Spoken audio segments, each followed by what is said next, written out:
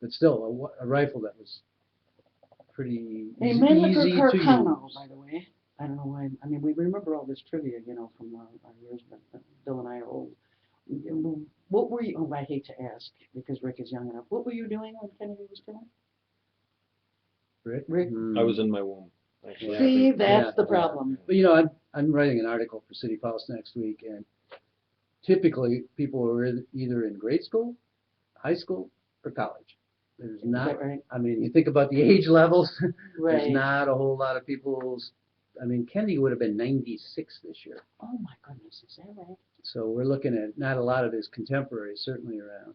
Wow, because I was thinking that we kind of Camelot was seem to forever. miss him, but he would likely not be here anyhow. Would Oh he? no, no, Yeah. no. He was forever young though, because he died young. So that's Wow. kind of how one of the ways we remember him is we never see him as an old man. it's part of our American heritage, who we are and where we came from, and it did shape politics today.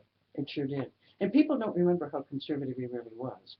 The thing that I will always give him high marks for, though, is I do think he learned his lesson after the Bay of Pigs. And when the Cuban Missile Crisis came along and the Hawks were telling him he had to do this, that, and the other, he had learned his lesson. He'd been burned. He wasn't going to let them push him around. And I don't know that any president since then has had quite that kind of scalding experience to be as wary of the military intelligence as they should be. But he did support the Vietnam coup. Yes, he did. Yeah, the killing of So Jim. he may not have necessarily supported it, but Mm. the ambassador was readily able to pull it off over there at Cabot yeah. Lodge. But there were some, part of the reason you may be saying CIA is that there are rumors that the CIA anticipated he might pull back from Vietnam, and that was part of what made him a target. So, Well, the military-industrial complex was very emboldened at that time. They, as you mentioned, the Hawks were quite influential in governmental politics, and they themselves could have contracted with any of these other groups in order to get the job done. yeah. Well, it's going to be interesting to see what happens because there is a whole spate of new things coming out. I think it's going to be wall-to-wall Kennedy coverage on the major cable networks. It already is. Is it? It's really started already, right? I mean, today there was a long series on PBS radio. I mean, Bill's going to do a listicle on the books you need to read to understand the assassination, maybe the top 10, something like that, about how you can solve the crime yourself. starting with the Warren Report, all 26 volumes, Yep. 32, I forget which it is. That's some bathroom reading. Yeah, it would take you a decade or so to read those. But one of the things I discovered that I thought, I like to look for these oddities. Jim Bishop, who wrote The Day Kennedy Died, Yeah. he bought 2 sets of that book, or that One to mark up, one to hold. one to cut up. Yeah. He cut it up and pasted it in chronological order because it's impossible to read because it's not in any chronological order. I did my first book that way back in the old typewriter days. Typed out all my notes on sheets of paper and then cut them all up and then pasted them in the right order, later and played with the order of them. And that is kind of fun to do. Oh, yeah. And I'm not so sure you couldn't still do that today, even in this era with digital. I think it's harder to keep track of material and how it's organized unless you can lay it all out on the floor somewhere. Put it on a wall. A lot of authors still do that. Well, speaking about the military-industrial complex and the changes to society, the reason that we really wanted Rick here tonight is that he and I spent a fun day last Thursday, was it? Last Tuesday. Tuesday, yes. Down at the Capitol on very short notice on a Halloween, Senate Bill 660 was sprung on it emerged full-born from the sea. That it did. The Senate Majority Leader Randy Richardville and his co-sponsor David Kahn introduced. Do I have the name? Roger Kahn. Roger Kahn. I'm sorry. I know it, David Kahn. That's what I knew the minute I said it. They introduced a bill that would have given sort of a special status to a company called Prairie Plant Systems out of Canada that wants dispensation to put in 1,000 plant facilities all over the state of Michigan to grow medical marijuana. But they only want to do it when and if the drug is removed from the federal Schedule 1, which says these are the most serious drugs that have no medicinal value, like heroin. And if it becomes a Schedule 2 drug, I guess they're willing to risk it under Michigan law because they figure they wouldn't be doing 100 years behind bars, maybe only 10 or 20. I don't think they're going to be putting a facility in Oakland County from what we hear. Probably not. But this was sprung on the world on Halloween with the first hearing last Tuesday, and now you're telling me it's headed to possible vote? Absolutely. this Wednesday. Well, a little bit of history on it. The lobbyist involved for Prairie Plant Systems, Chuck Perricone, mentioned in the meeting that Bonnie referenced from Tuesday that they'd been working on a bill, or at least trying to get a Canadian company's representation here in the Michigan market for a few years now. 3. Yep. And in 2011, in 2012, they introduced a bill last year, which was called the Pharmaceutical Grade Medical Cannabis Act. That was introduced in September in the second year of a 2-year session, so it was obviously not going to go anywhere. But they floated it out, and this year they brought it back. And then instead of calling it Pharmaceutical Grade Cannabis Act this year, they called it the Patient Protection Act. Yes. Nice little phraseology Yeah. there. Isn't that nice? Well, and the concern that we have here, there are quite a few concerns, but seriously, if you ignore the medical marijuana aspect for a second and take a look at the influence peddling that is apparently going on from Prairie Plant in the legislature. Yes. Prairie Plant's brazenly bragged that they've taken legislators from Lansing to their northern Michigan mining operations to take a look at how they grow herbs and vegetables deep underground in old copper mines that we have. Oh. And then they've also shuttled them out to Canada, to Saskatoon, to show them their gigantic greenhouses there as well. Thousands, hundreds of thousands of dollars potentially spent over the last 3 or 4 years by Perricone and the Prairie Plant Systems in order to set the stage for what they've just accomplished. They introduced the bill, as you mentioned, on Halloween night, the 31st. And then on the 5th, which was actually only 3 business days after that, yes. they gave it a hearing in the Senate. In the Senate Government Operations Committee is run by Senator Randy Richardville, who you mentioned as one of the sponsors of the bill. Yeah. And therefore, he can set the agenda as far as how quickly they get this, or whether or not they take debate, and whether they give it 2 full hearings or just a single hearing prior to a vote. And Senator Richardville, even though he said during his presentation that there was no sense of urgency, still took the vote after a single hearing instead of a 2-hearing process as we normally see, and then adding insult to injury, made it passed it with immediate effect. Yes, he made sure to do that, which they've been very quick to do. Yeah.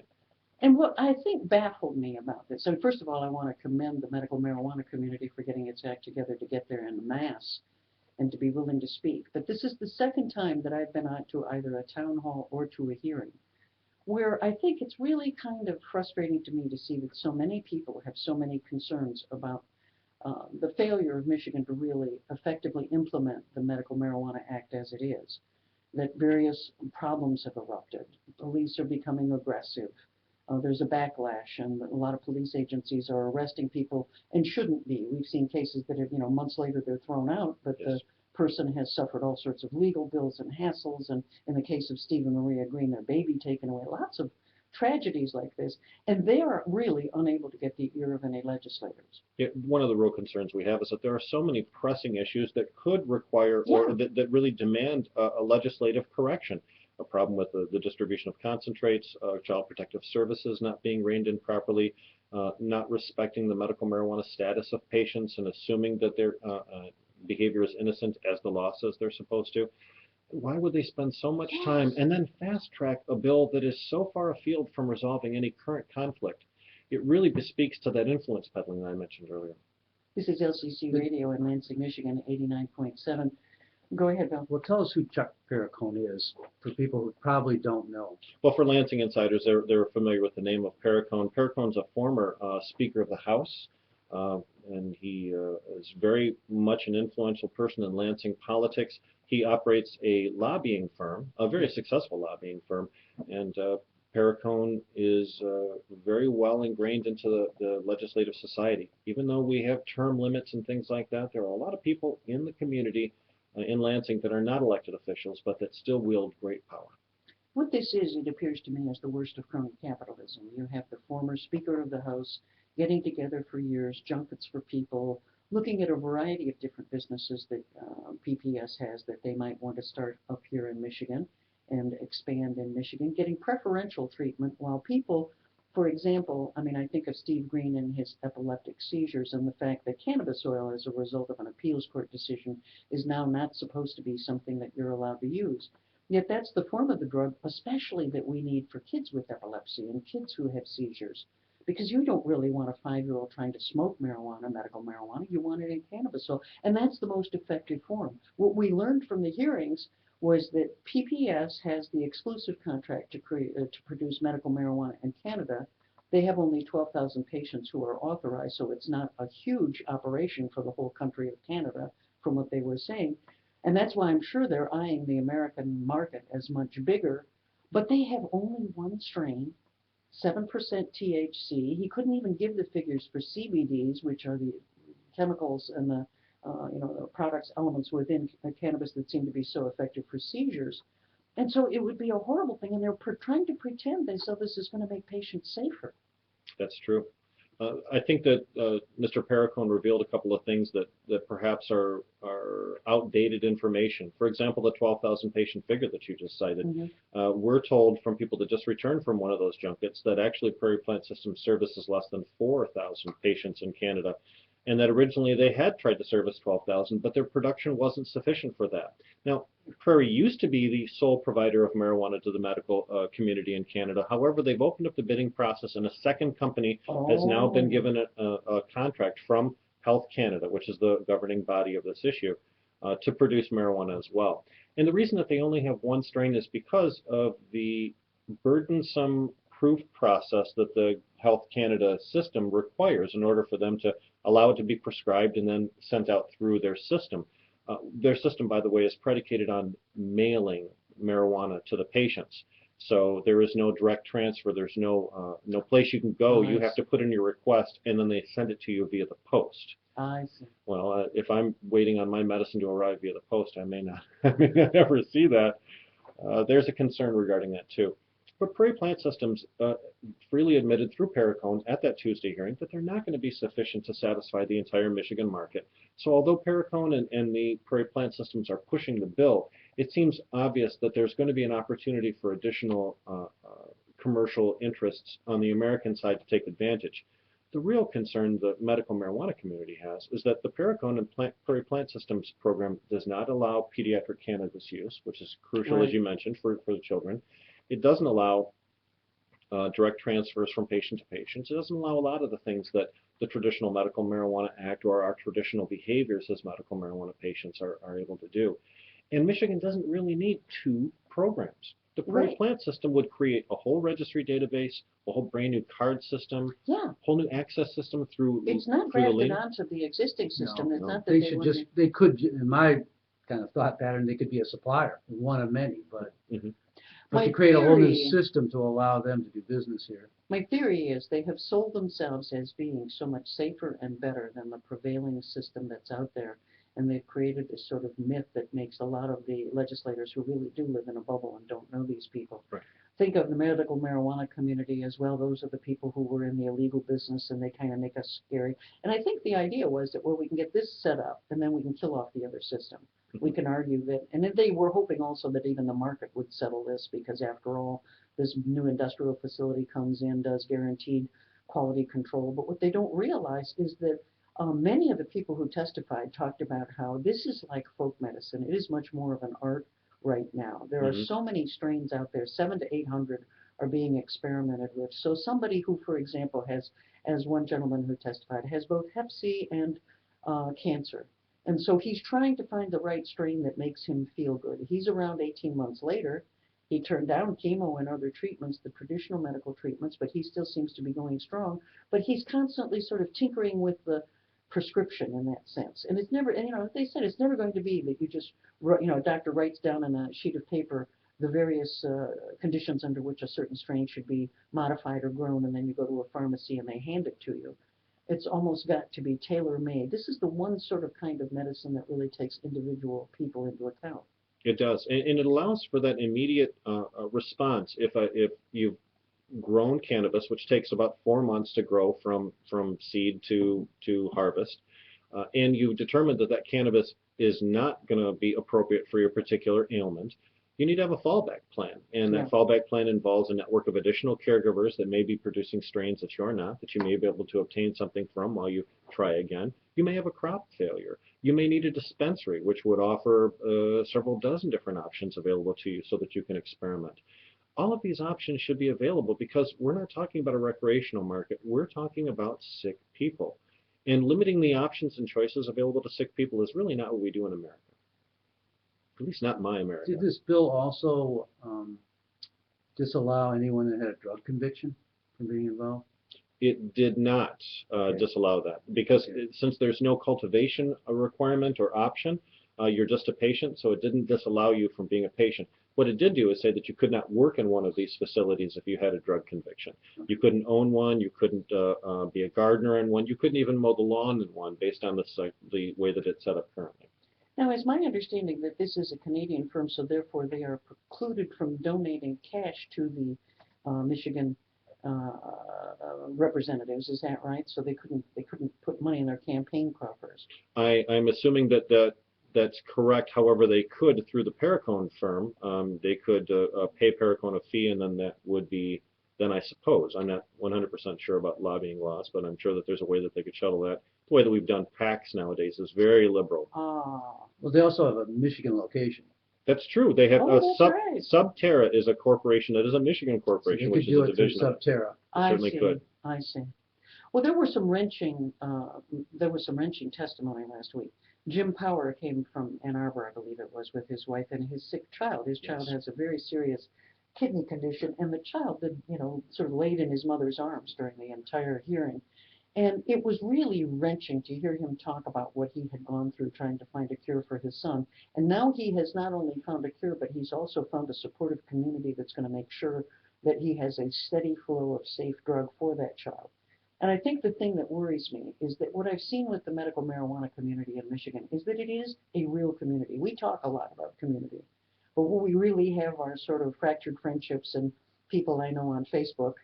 And what you see here is really a group of people, fractious as they may be at times, and they get a little, you have a little internal wars every once in a while they erupt, but they are really caring about each other, and they have, that's the way it's supposed to be done. It's the difference between getting your food from a CSA where you know the farmer, right, and buying industrial food that's grown who knows where and trucked in from the outside with a whole bunch of chemicals on it you may not want.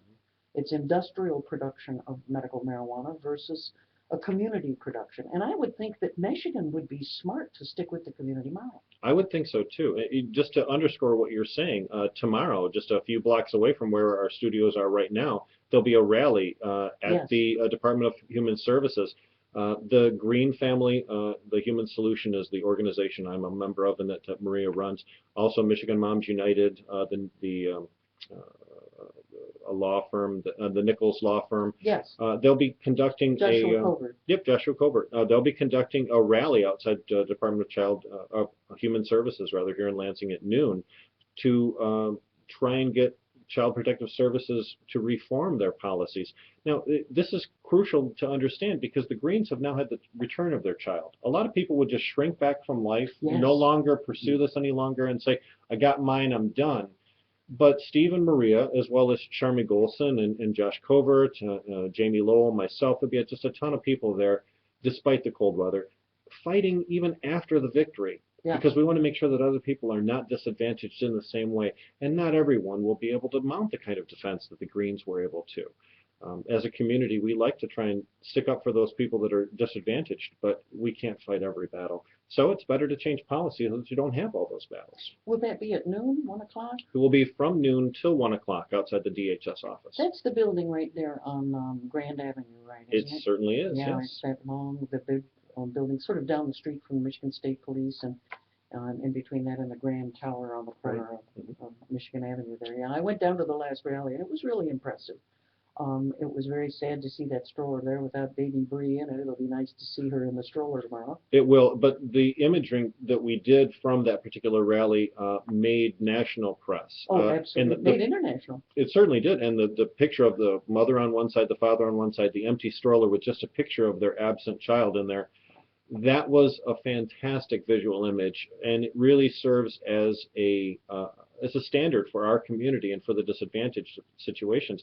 The difference between the Green situation there and the Powers situation is that Jim Powers' child actually uses cannabis for his health, whereas the green baby's not a patient whatsoever. No, was totally uninvolved in this. And so you can understand where, as a community, we're like, where are the lines? Where are the boundaries? And the law was clear. The Medical Marijuana Act says that you cannot use this in child custody cases because Certainly. it's inappropriate. I mean, I hate to say this, but the truth is we have plenty of parents who are actually abusing legal and illegal drugs. I mean, there are Yes. people who overdo with the alcohol, and that doesn't mean that the state runs in and whips their baby away. I mean, in fact, the stated goal on the part of the state of Michigan is to try to keep the families intact and work with any problems.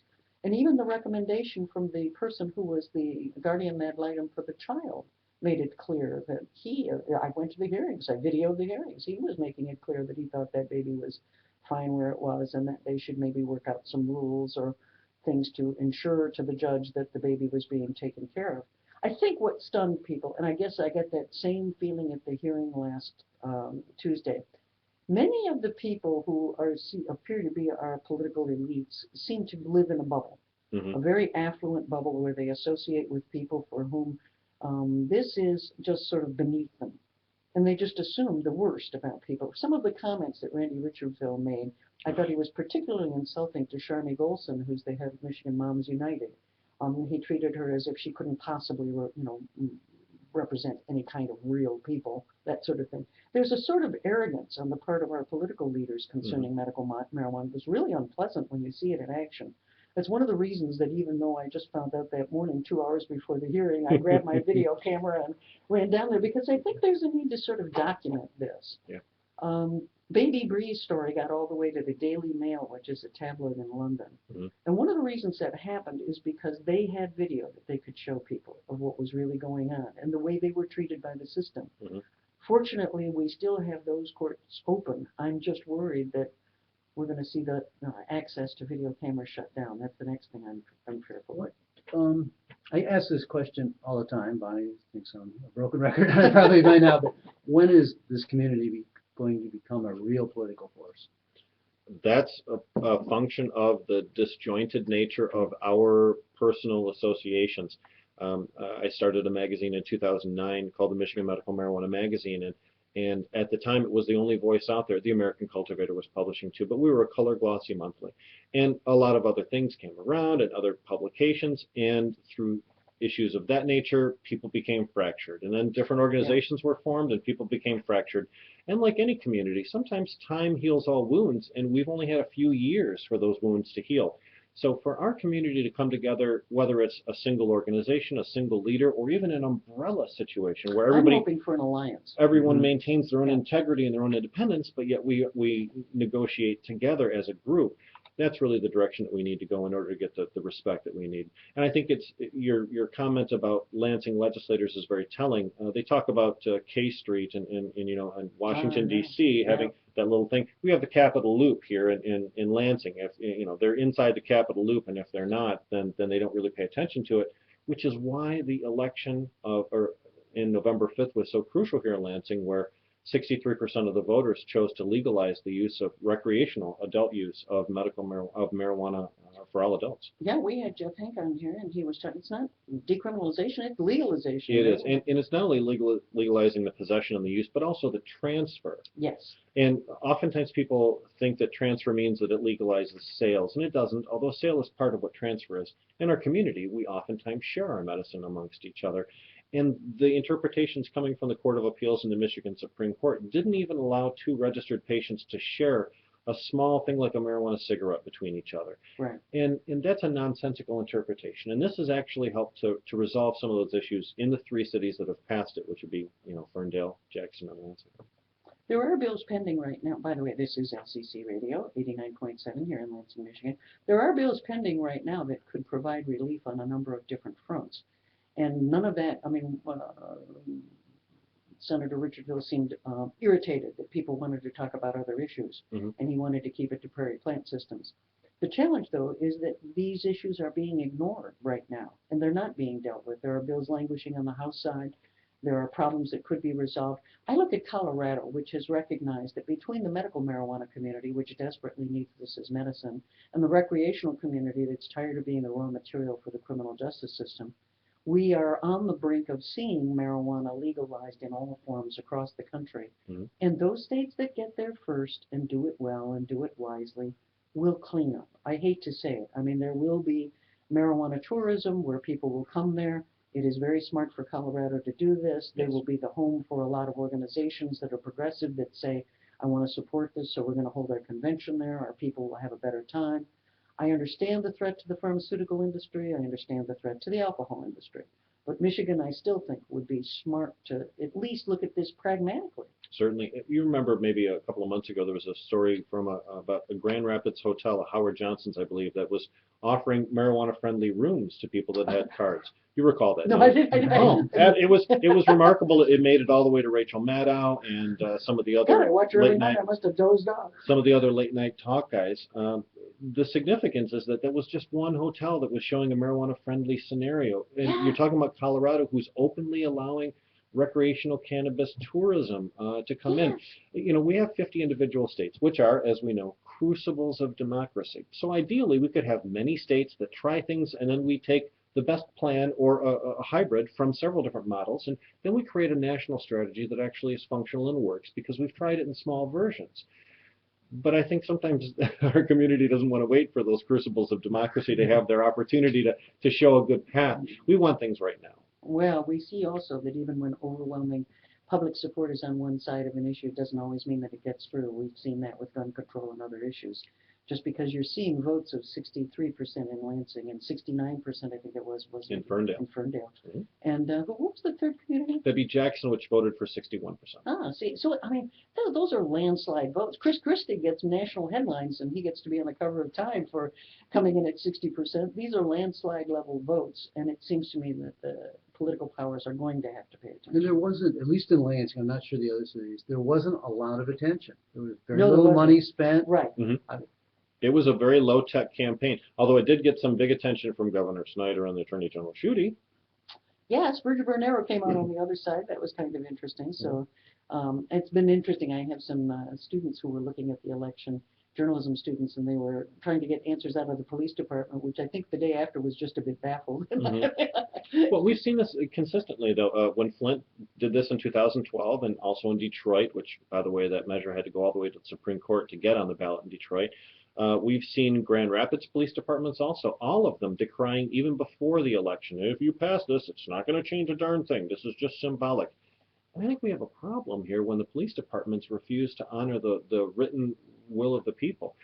In Jackson, or in Lansing here, it's a charter amendment change. I mean, you can't alter that, and that's direction for the police to follow. If they choose to ignore that and then, by their option, choose to enforce state law, are they really agents of the city, or are they just an extension of state police?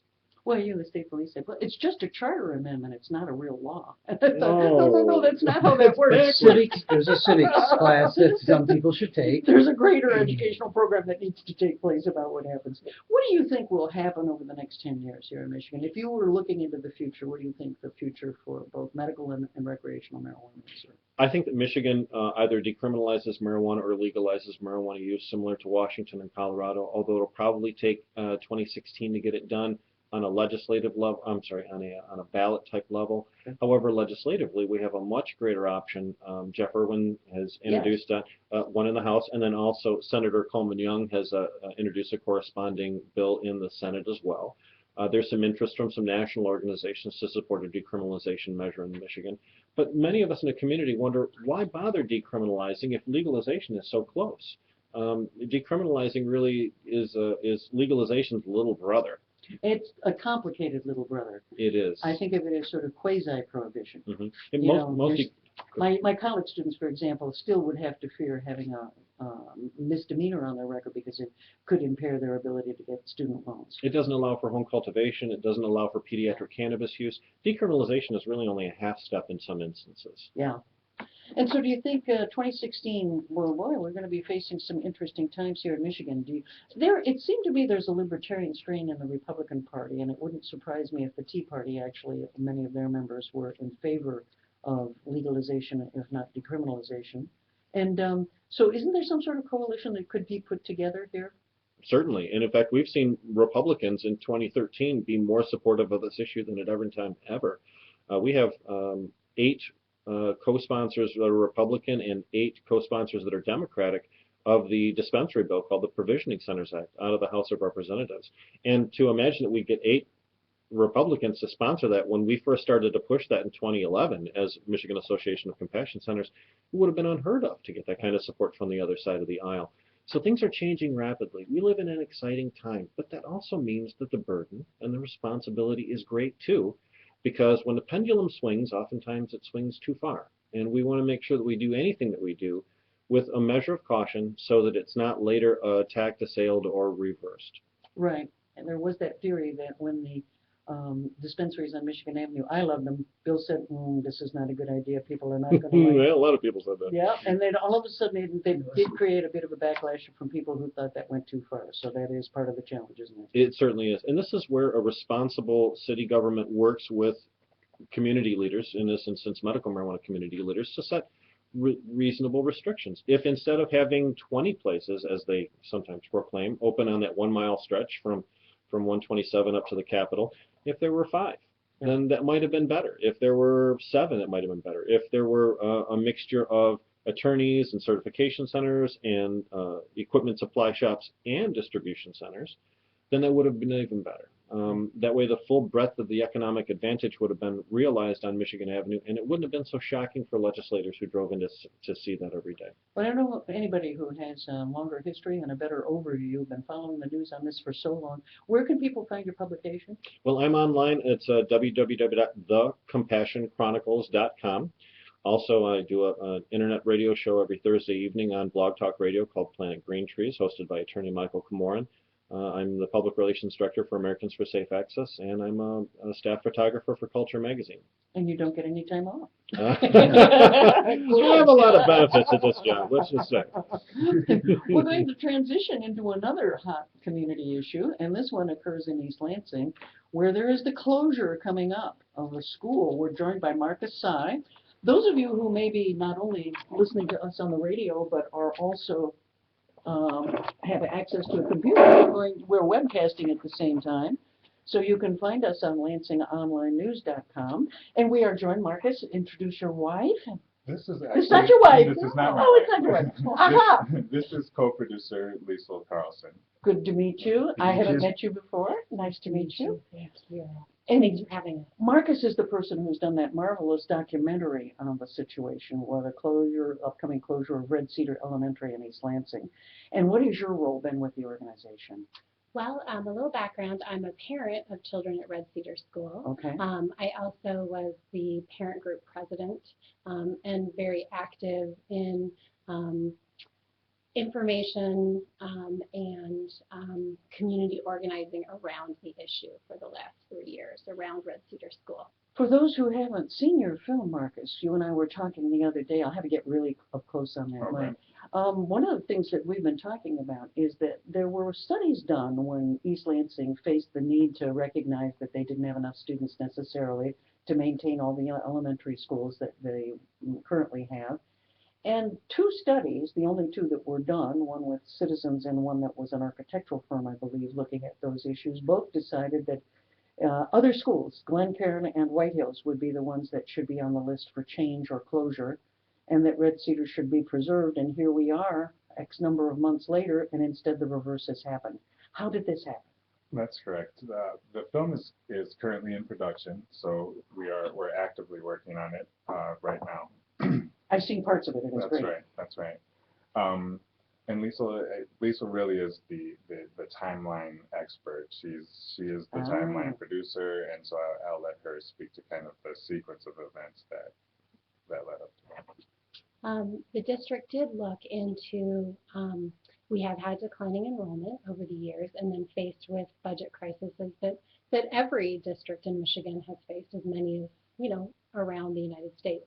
And so it really was kind of 2-pronged. They were looking at cost savings, but they were also looking at, they have aging elementary facilities. We had made upgrades to the high school and the middle school, but the 6 elementary buildings really hadn't had any significant renovations since gyms in the 1990s. Getting a little shabby, aren't they? Yes, and so they needed some love. Yeah. And so this all came together, and the district chose to hire an architectural firm who did an thorough analysis on all the buildings and did a ranking on them. Everything from the condition of the building, the lot size, its location within East Lansing, buildability, many different factors that they looked at.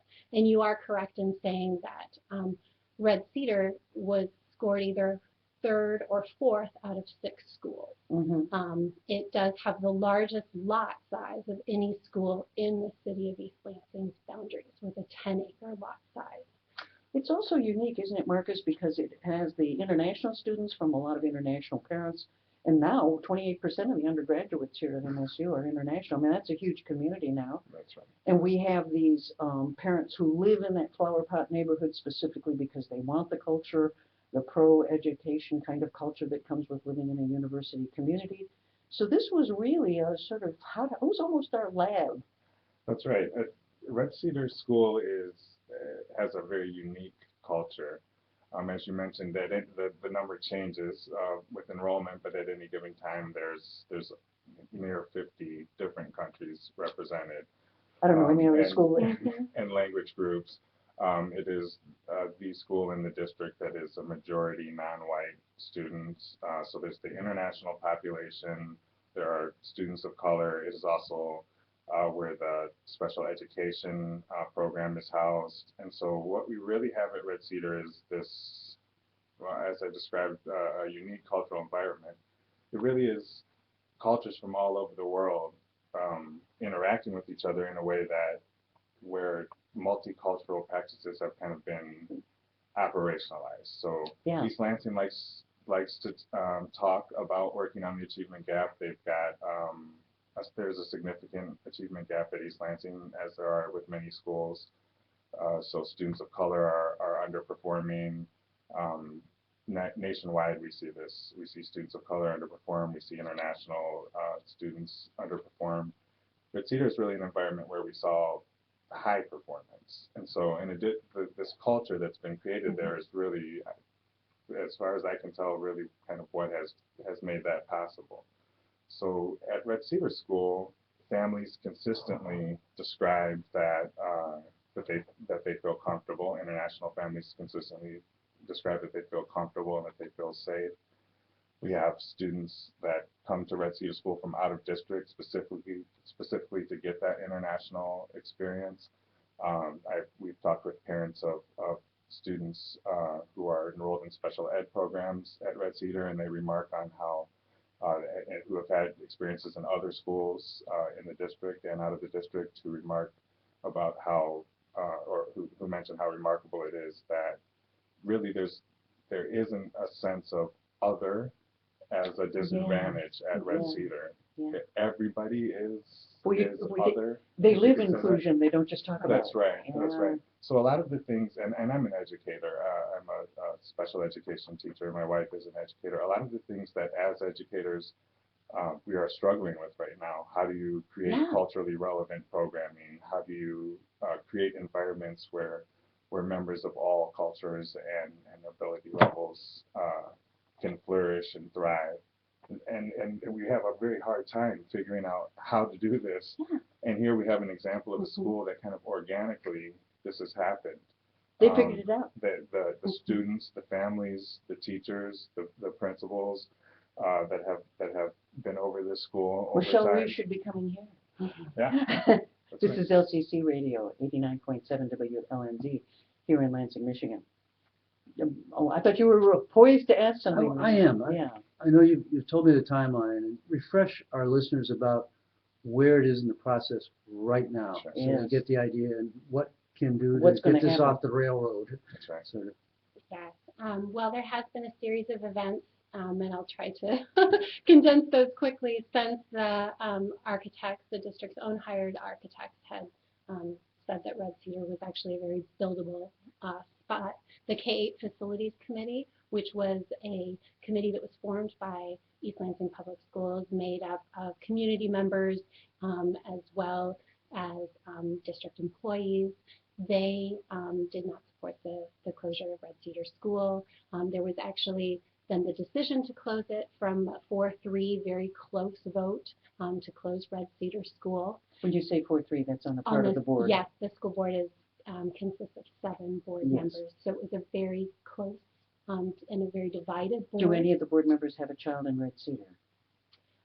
At the time, none of the board members had a child at Red Cedar. Currently, 1 board member does. Yeah. So there was a bond election in February 28th, 2012, which also was tied to Red Cedar's closure, and that failed. But they continue on with the plan to close Red Cedar. And so at this point, Red Cedar there have been resolutions made and voted on either by the Board of Education, and the votes have either been 4-3 or 5-2 to close Red Cedar no less than 3 separate times. So there have been continued resolutions to close it. As we are sitting here now, it is slated to close for the students who currently reside in the school as of the end of this school year. So the end of 2014, it would be June 2014. Right now, the resolution that is on the books by the Board of Education states that it will be used to house the East Lansing Public Schools District Office, as well as other educational programming, which right now they're thinking of a preschool program, but not any of the elementary school students who reside in that area, who live at Spartan Village, will be attending that school that is closest to their home. So you basically have 6 months to try to persuade the powers that be that they're not making the wisest move. We would love to have any of the work that we're doing influence the conversation, the public conversation, the board's conversation. I have to say that although I'm hopeful and would love to, if the school's not closed, and would love to have the end of the story be a happy ending where the board reverses a poor decision and keeps this treasure open. I really am approaching the film from the viewpoint of, regardless of whether this school stays open or not, there are a couple of things that need to be documented. One is the culture, the extraordinary Yes. culture at Red Cedar needs to be documented. To that end, we've been in communication with Red Cedar alum literally all over the globe, I'll bet. who are helping us with a project that kind of feeds this film called Red Cedar is Beautiful, where people are giving their own testimony. We have some even famous, world famous alum that have agreed to participate in that. So that's a project that feeds this and kind of speaks to, we want to influence the conversation now. Additionally, if we can't get if Red Cedar doesn't stay open, in addition to documenting the culture, we would like to document pretty accurately, with great attention to detail, how this decision was made, because when Liesel mentions that there were 4-3 votes and 5-2 votes, what maybe the average listener and I would bet that the average East Lansing resident is unaware of is kind of the story that goes into how those votes happen, the neighborhood politics that were involved. Red Cedar is currently the only walkable school on the south end of the district. These are all things that school districts are struggling to achieve. That's right. And here we have a school that has attained all of these things, and it really could serve as an example for others. It could be studied, it could be replicated. There's lessons learned. We have a whole College of Education at Michigan State University, which is exploring these themes. They wouldn't have to travel very far to be able to implement their ideas. I mean, it's just such a wonderful opportunity that just seems so short-sighted, because once something like that is closed, you're not going to bring it back. So the elephant in the room question is, why is Red Cedar being closed? Why did those elected officials decide to close Red Cedar? What's their rationale? Yep, what's the deal? Well, that's what we're taking a look at. There isn't any real clear-cut answer to that. There are definite property value considerations that have been stated publicly by the neighborhoods that kind of fought to keep their schools off the chopping block, where the Glencairn and White Hills neighborhoods, those were the two schools that were kind of slated for closure, but they're also the schools in East Lansing that have neighborhoods with the highest SES, highest socioeconomic status. So people in those neighborhoods are, You were giving me some figures on median income that were, yeah, wow. yeah, a pretty big variance. Where if you look at the population data, the last figures that we have, the Spartan Village area, you're down at poverty level because you've got students, yeah, Right. student families who, Yeah. who really their They've learned money to is- live on air. That's right. So So you think it was part of this is definitely an economic decision? it's appearing that part of it was an economic decision. People, all of the school board members at the time of the initial 4-3 vote lived in those two neighborhoods, and so even the minority vote, the ones who voted to keep Red Cedar open, lived in that neighborhood and were able to kind of see a broader picture, but nobody from the Flower Pot or Spartan Village neighborhood is represented on the board. So at that time, there is. I had a challenge today trying to explain to my public affairs reporting students how power works in a community.